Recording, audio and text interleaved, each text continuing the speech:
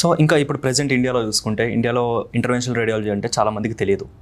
So అది US ఇటు వేరే అదర్ కంట్రీస్లో అయితే చాలా వరకు రీచ్ ఉంది. సో ఇప్పుడు డెవలప్ అవుతుంది ఇండియాలో కూడా.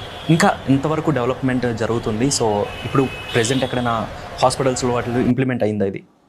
సో 10 years బ్యాక్ కంపేర్ చేసినామంటే అప్పుడు there was very few intervention radiologist in India.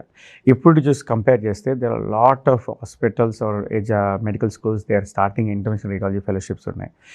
There are so many people are coming. But at the same time ఏంటంటే ఎక్స్పోజర్ ఇంకా చాలా చేయాల్సి ఉంది, ఎందుకంటే నెంబర్ ఆఫ్ పేషెంట్స్కి అవేర్నెస్ లేదు. So that they are not refer to the intervention radiology.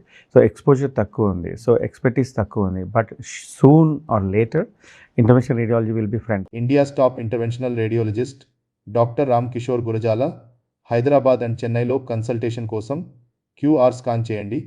మా WhatsApp 9063008887